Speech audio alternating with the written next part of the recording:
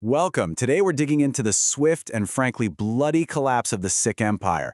We're talking about one of 19th century India's most powerful kingdoms and how it all came apart in the chaotic years right after the death of its legendary leader, Maharaja Ranjit Singh. So, let's get right to it. How does an empire that powerful just fall apart in less than 5 years?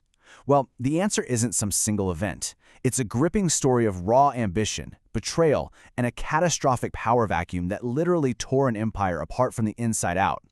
We're going to trace how the kingdom of Punjab became so unstable, one falling domino at a time.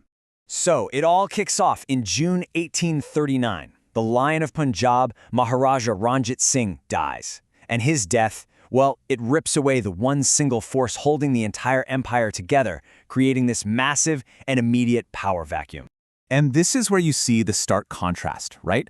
Under Ranjit Singh, the empire was an absolute force, built on incredible military might and really shrewd politics.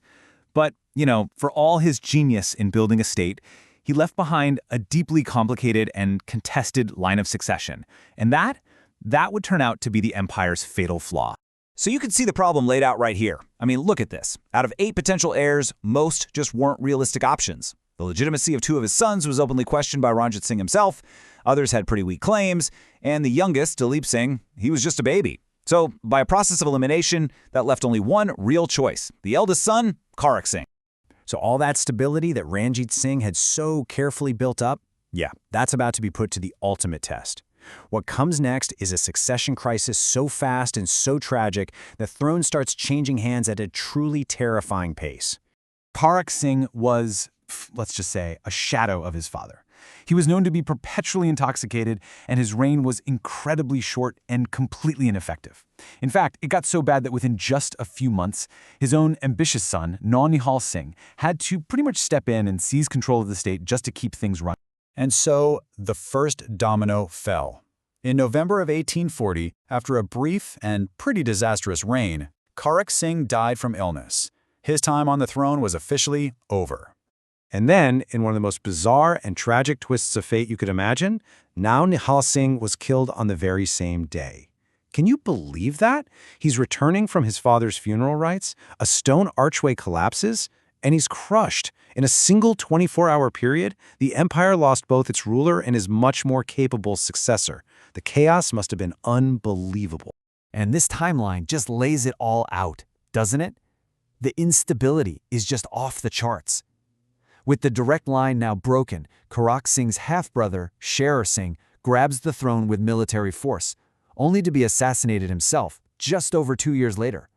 In a little more than 4 years, the empire burned through 4 rulers.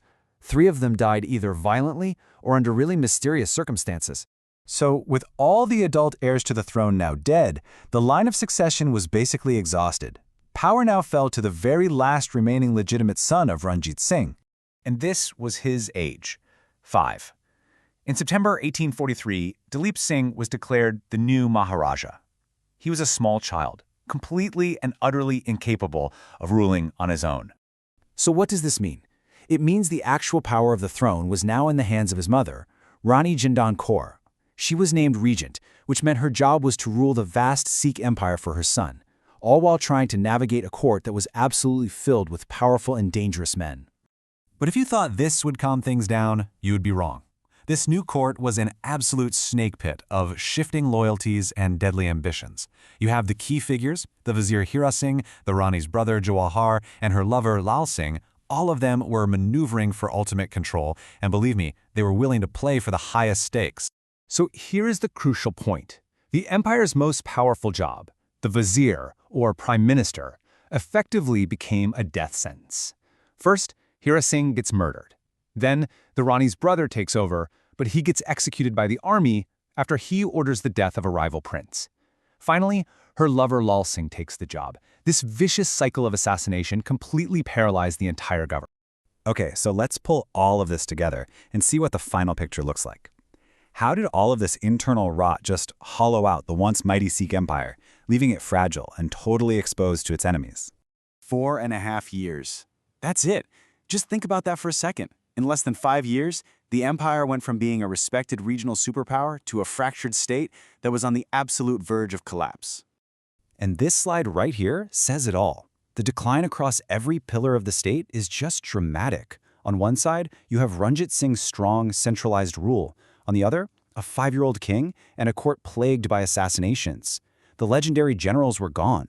And most critically, the powerful, disciplined Khalsa army, it became an undisciplined, often unpaid political force in its own right. And this really gets to the heart of it all. The very foundation of the empire's strength, the famous Khalsa army, was now fractured, unreliable. It had even started making and breaking kings, or, in this case, executing a vizier. The empire's sword and shield was broken from within.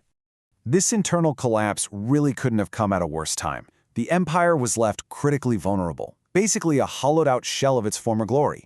This profound weakness set the stage perfectly for the devastating Anglo-Sikh wars that were just waiting on the horizon, a conflict from which, as we know, the Sikh Empire would never recover.